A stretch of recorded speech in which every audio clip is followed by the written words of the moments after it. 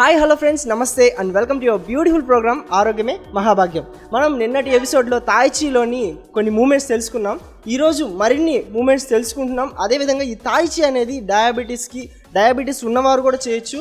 అలాగే ఈ తాయిచీలో చాలా మూమెంట్స్ చాలా రకాలైన రోగాలని నివారిస్తుందంట. మరి ఆ క్యూరింగ్ డిసీజెస్ ఏంటో, మరి ఎలాంటి రోగాల్ని మనం నిర్మూలించుకోవచ్చో ఈ తాయిచీలో మనతో రెడీగా ప్రభాకర్ రెడ్డి గారు ఉన్నారు. దాని గురించి మరిన్ని విశేషాలు చెప్తారు. అతని మాటలను తెలుసుకుందాం.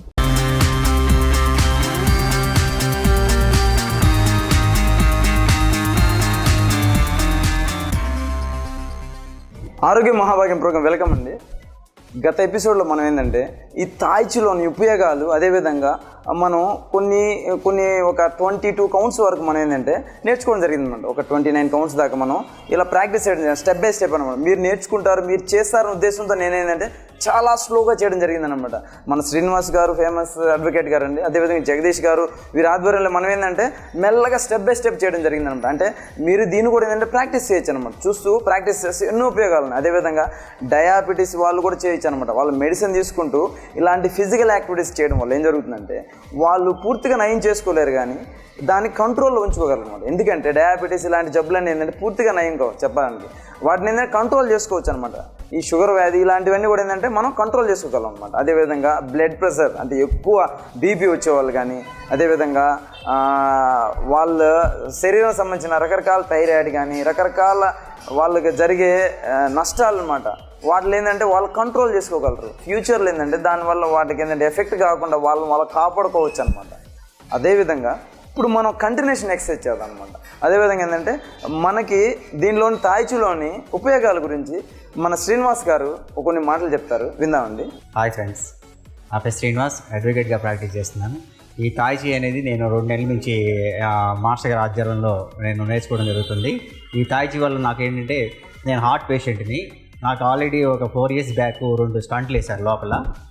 దానివల్ల ఏంటంటే ఈ తాయిచీలో కొద్దిగా ఈ బ్రీతింగ్ ఎక్సర్సైజ్ వల్ల నేను ఫ్యూచర్లో మళ్ళీ అలాంటి రుగ్మతలు రాకుండా, ఈ తాయిచీ వల్ల నేను ఏంటంటే స్ట్రెస్ కూడా ఫీల్ కాకుండా ఇప్పుడు చాలా ఈ మూమెంట్స్ వల్ల నేను బ్రీతింగ్ కూడా ఇదివరకులా కాకుండా చాలా స్లో మూమెంట్లో తీసుకుంటూ ఫ్యూచర్లో ఇలాంటి కంప్లైంట్ మళ్ళీ రాకుండా నేను జాగ్రత్త పడటానికి నాకు చాలా దోహదపడుతుంది. అలాగే నేను చేసే పనులు కూడా అడవుడు పడకుండా నెమ్మదిదనం అనేది ఈ తాయిచీలో నాకు రోజు రోజుకి దీని యొక్క ఉపయోగాలు నాకు తెలుస్తుంది వల్ల నేను కూడా నేను చేసే పనులు అడవుడు లేకుండా నెమ్మదిగా కాన్సన్ట్రేషన్తో నేను చేయగలుగుతా ఉన్నాను. అలాగే నేను పిరమిడ్ మెడిటేషన్లో కూడా నేను గత 4 ఇయర్స్ నుంచి ఉన్నాము.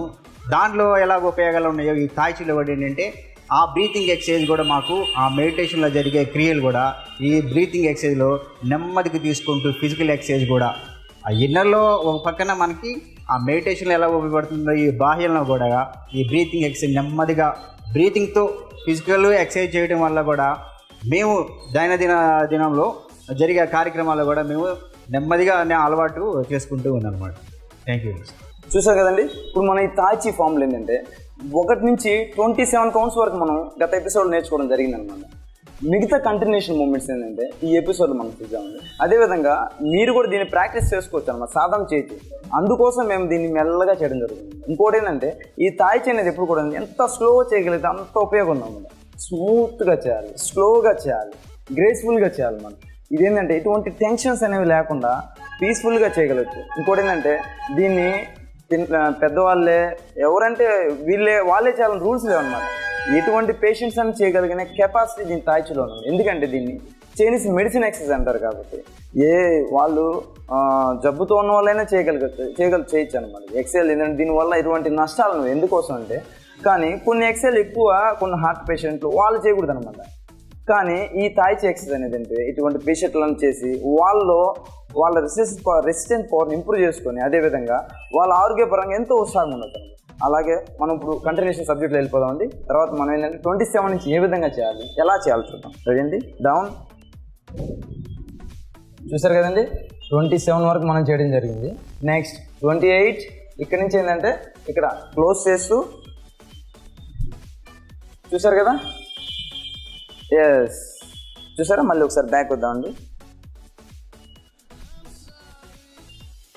రండి 28 క్లోజ్ చేసి అప్ చేయండి. Next 29, yes 29, ready. బ్యాక్ చేద్దాం ఒకసారి. 27,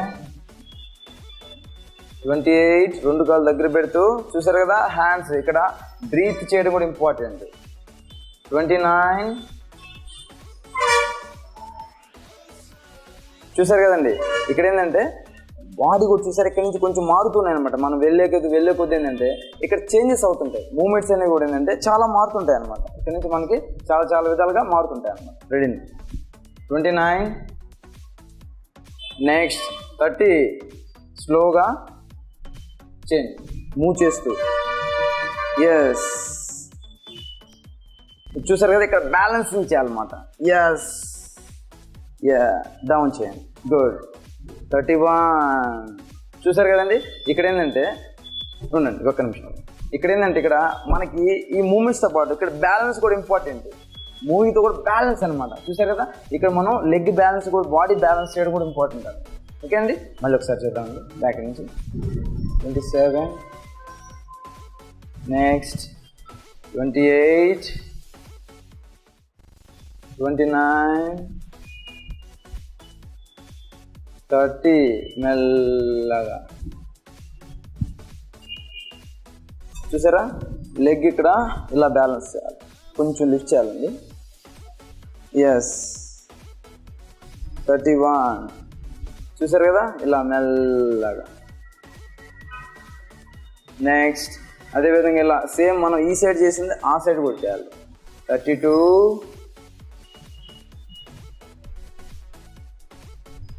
33, డౌన్. ఎస్, మళ్ళీ ఒకసారి చేద్దామండి. Yes, ready. 28, 29, 30, ముందు కొంచెం స్టెప్ వేస్తూ 31, చూసారు కదా, ఇక్కడ లెగ్ వచ్చి పక్కన హ్యాండ్ రావాలన్నమాట. బ్యాలెన్స్ చేసి డౌన్, హ్యాండ్స్ చేస్తూ 33, చూసారు కదా. నెక్స్ట్ అక్కడి నుంచి అయిపోయిన తర్వాత సేమ్ ఈ సైడ్ చేసింది చేయాలి, కానీ అటు సైడ్ హ్యాండ్ లెగ్ మారుతుంది. 34, మెల్లగా. 35, అలాగే డౌన్ చేయండి. ఎస్, అదేవిధంగా 35 తర్వాత పుషింగ్. ఏమండి 35, ఎస్ 36, ఎస్ మెల్లగా. చూసారా, ఈ విధంగా ఓపెన్ లెఫ్ట్ హ్యాండ్తో పుష్ చేస్తూ వెళ్ళాలన్నమాట. చూసారు కదండి. నెక్స్ట్ ఒక స్టెప్ బ్యాక్ అవుతామండి, 1 స్టెప్ బ్యాక్. చూసారు కదా, మనం ఇక్కడ లెగ్ బ్యాలెన్స్ చేసిన తర్వాత డౌన్ చేసి ఈ లెఫ్ట్ హ్యాండ్తో లైట్గా ముందుకంటూ క్లోజ్ చేస్తూ పుష్ చేయాలన్నమాట. 1 స్టెప్ బ్యాక్ అవుతామండి. Ready, down, yes pushing. చూసారు కదా. Next 37, yes.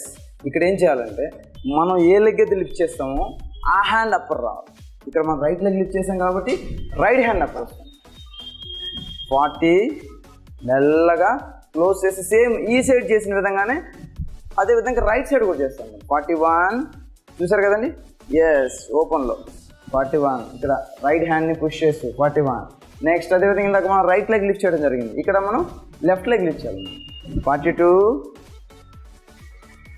ఇక్కడ లెఫ్ట్ హ్యాండ్ పైకి రావాలి. ఏమండి ఒకసారి ఆ సైడ్ చూపిద్దామండి, ఒకసారి మనం ఆ సైడ్ చూపిద్దాం. అంటే మనం ఈ సైడే చేయడం జరిగింది కాబట్టి ఇక్కడ ఏంటంటే మనం ప్రస్తుతానికి ఏంటంటే రైట్ చేద్దాం అనమాట. రైట్ ఇందాక మనం ఇట్లా చేసింది రైట్ చేద్దాం అనమాట. రెడీ అండి, లిఫ్ట్ చేయండి. ఇలా డౌన్ చేస్తూ రైట్ హ్యాండ్ ఇలా లిఫ్ట్ చేస్తూ పుషింగ్ చేయాలన్నమాట. చూసారు కదండి, ఇలా పుష్ చేస్తూ ఇప్పుడు బ్యాక్ ఉన్న లెఫ్ట్ లెగ్ లిఫ్ట్ చేస్తూ, ఎస్ మనం అటు చేసింది ఈ సైడ్ చేసాం. సేమ్ ఆ సైడ్ చేసే మూమెంట్ అటు సైడ్ కనిపించలేదు కాబట్టి మేము ఈ సైడ్ జరిగింది. నెక్స్ట్ బ్యాక్ వచ్చేసాను. యా, లిఫ్ట్ చేసాం కదండి. ఎస్, బ్యాక్ అయిన తర్వాత లెగ్ డౌన్ చేస్తూ, ఎస్ హ్యాండ్స్ మూవ్ చేస్తూ, ఎస్ ముందుకు వేస్తూ పుష్ చేయాలన్నమాట. ఏమండి ఇక్కడ ఏంటంటే ఇక్కడ పైకి లేద్దామండి, పక్క వద్దామండి. నెక్స్ట్ సేమ్ మనం అక్కడి నుంచి చేసిన మూమెంట్స్ ఏంటంటే మనం కంటిన్యూషన్ చేస్తాం. ఇక్కడ నుంచి చేద్దామండి. రెడీ? డౌన్ చేద్దాం సార్. రెడీ? చేయండి. ఇది లిఫ్టింగ్ కానీ చేద్దాం. లిఫ్ట్ చేయండి, లెఫ్ట్ లెగ్ లిఫ్ట్ చేయండి. ఎస్. నెక్స్ట్ అక్కడి నుంచి వెళ్ళి లెఫ్ట్ లెగ్ డౌన్ చేసి నెక్స్ట్ హ్యాండ్స్ రన్ రొటేట్ చేసి రైట్ లెగ్ కలిపి చూసారా పుషింగ్ అంటే ఇక్కడ రైట్ హ్యాండ్ అప్ రావాలి, లెఫ్ట్ హ్యాండ్ కింద రావాలన్నమాట. లెఫ్ట్ హ్యాండ్ కింద వచ్చి పుష్ చేస్తాం అనమాట. నెక్స్ట్ అండి, నెక్స్ట్ క్లోజ్ చేస్తూ ఎస్ ఇక్కడ లిఫ్ట్ చేసి అక్కడ నుంచి లెఫ్ట్ లెగ్ అటు వేసి పుష్ చేయాలి. ఎస్. లెఫ్ట్ లెగ్ సైడ్కి వేసి ఇక్కడ లెఫ్ట్ హ్యాండ్ పైకి వెళ్ళి రైట్ హ్యాండ్ని పైకి అప్ చేయాలి. రైట్ హ్యాండ్ పైకి అప్ చేస్తాం. నెక్స్ట్ కౌంట్ చేద్దామండి. Next go. ఎస్.